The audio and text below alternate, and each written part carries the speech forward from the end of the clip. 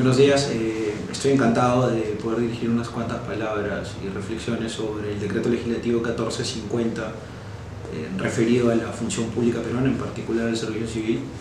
Y quisiera también, en primer lugar, agradecer al Círculo de Derecho Administrativo de la Pontificia Universidad Católica del Perú por permitirme hacer esta entrevista y poder llegar a todas las personas interesadas sobre el derecho administrativo de la función pública o del empleo público.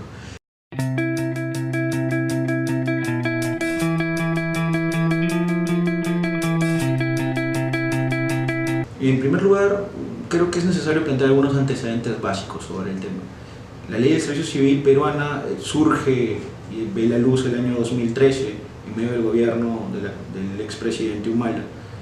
luego de una larga discusión y una larga espera que buscaba, entre otras cosas, profesionalizar nuestro heterogéneo y desordenado empleo público. La ley surge a partir del consenso de muchas bancadas, hoy en día enfrentadas abiertamente, pero en ese momento se pudieron poner de acuerdo en un texto que tiene una calidad realmente mediana alta, ¿no? Tiene algunos errores que merecen la pena ser explicados en otra oportunidad, pero es un intento, porque todavía no termina de concretizarse, por lograr lo que nunca hemos tenido en casi 190 y pico años de república: una verdadera función pública ordenada, profesional, con un proyecto de vida público para los sujetos y que sobre todo está centrada en la persona. Hay una visión humanista detrás de la Ley de Servicio Civil que siempre hay que reconocer y que creo yo es el punto de inicio para poder construir la función y la burocracia real que necesitamos para poder ir más allá de la democracia representativa, y que cuando los políticos asuman las direcciones de las administraciones públicas sepan que tienen que convivir con funcionarios que saben hacer las cosas y que son profesionales de la cosa pública, y que además pueden ayudar también a los políticos a que sus mandatos tengan visos de eficacia y también juridicidad, que son los dos elementos claves para poder gestionar las administraciones. La Ley de Servicio Civil fue reglamentada entre los años 2014 y 2015, se entregó una cantidad inmensa de directivas, hubo muchísimo trabajo de la Autoridad Nacional del Servicio Civil, porque en paralelo había aparecido el decreto legislativo 1023,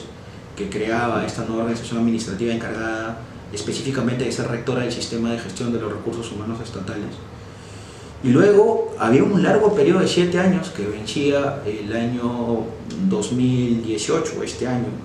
para poder implementar completamente la ley, sobre todo y particularmente en el Poder Ejecutivo, que es quien había desde siempre tratado de impulsar, porque evidentemente en nuestro país, con una visión tan centralista, las organizaciones municipales y regionales son vistas como de segundo orden, ¿no? Y van a pasar a un segundo plano para poder entrar en los procedimientos de reforma. Y ahí hubo grandes problemas. La ley pasó desapercibida, los políticos que son enemigos de esta reforma no quisieron implementarla correctamente, el Ministerio de Economía y Finanzas no dio los financiamientos, otro enemigo más. Se creó un reglamento de remuneraciones extraño, incomprensible, lleno de problemas, ¿sí? Los sindicatos públicos, que siempre no han querido, en parte, estos viejos sindicatos entronizados en algunas administraciones que representan a muy pocos empleados públicos, porque acuérdense que han pasado muchos años ya desde la liberalización,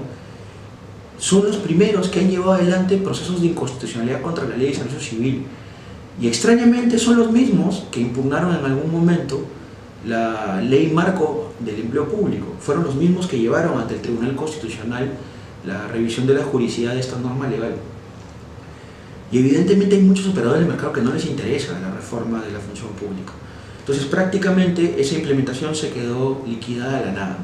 Han habido muy pocas entidades administrativas y además en medio de eso un proceso burocrático de implementación que es extremadamente farragoso y que creo yo podría haber sido simplificado en su momento por la Autoridad Nacional del Servicio Civil. Frente a eso, ¿qué pasó? El gobierno actual, en su segunda parte, con ya el presidente Vizcarra en ciernes y ejercitando las potestades gubernamentales, pidió la delegación de legislativa por segunda vez al Congreso y entre ellas planteó una reforma conjunta tanto del decreto legislativo 1023 de creación de la Autoridad Nacional del Servicio Civil y de la Ley del Servicio Civil, la 30057. Este decreto, este procedimiento de reforma llevó al cambio de parte de ambas normas legales y se produjo a través del decreto legislativo 1450, que es el que estoy tratando de comentar a partir de ahora. Ese decreto legislativo 1450 establece una serie de reformas realmente pequeñas referidas al tema organizativo de la Autoridad de Servicio Civil y respecto al llamado Sistema de Gestión de Recursos Humanos que ya había adelantado, que también lleva adelante el servicio. Pero hay una disposición que no debe pasar desapercibida y que habla directamente de la visión que tienen los que han promovido el Decreto Legislativo 1450. Se ha eliminado el plazo máximo para implementar y se ha dejado en manos de la progresividad reglamentaria tanto el financiamiento como la exigencia para que el servicio civil se vuelva efectivo dentro del empleo público en las administraciones de nuestro Poder Ejecutivo. Eso habla muy mal de las personas que han promovido el Decreto Legislativo 1450, porque no solamente no existe una exigencia con límites temporales exactos, ni con un proceso ordenado que permita que las administraciones públicas vayan entrando en el sistema real, sino además habla de la incapacidad para poder financiar la reforma. No se puede tener servicio civil sin los dineros públicos exactos para poder pagar los cambios que se tienen que hacer y también tener los salarios y los derechos económicos adecuados que exige el nuevo régimen, y que por tanto serían los elementos atractivos para que las personas que están en sistemas desordenados e informales de empleo público como el CAS o los sistemas contractualizados pertenecientes por ejemplo al Fondo de Apoyo Gerencial pasen y asuman la necesidad de ser miembros reclutados por concurso público del servicio civil peruano, y por tanto sean personas que ya no le deben la plaza a nadie, porque solo dependen de sus méritos y capacidad personal y sus aptitudes que tengan para poder servir a los demás a través del ejercicio de la función pública. Todo eso cambió, todo eso se detuvo, esa disposición prácticamente ha dejado en manos del reglamento que lo lleva adelante el Poder Ejecutivo cuando se va a financiar. No existe un plazo temporal general y eso habla pésimo de este decreto. Creo yo que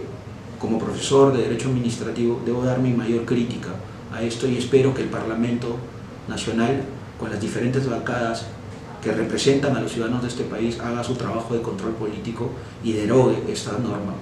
la reforme y coloque plazos exactos, se vuelva a rehacer toda la implementación y además impulsemos para siempre la reforma del servicio civil, porque es algo que no servirá solamente a los peruanos que estamos hoy, será un legado que después del bicentenario entregaremos a las personas que vendrán detrás de nosotros, porque una función pública profesional es la única garantía de que sigamos conteniendo Estado de Derecho y sobre todo Estado de Derecho con justificación. ¿Por qué? Porque las personas que trabajan en los poderes públicos y particularmente en la administración pública serán personas profesionalizadas que no dependen de nadie y que finalmente solo sirven al bien común. Nada más, y agradezco la atención. Cualquier duda que tengan sobre lo que he explicado, pues pueden escribirme a mi correo y trataré de responder en la medida de mis posibilidades. Muchas gracias y buenos días.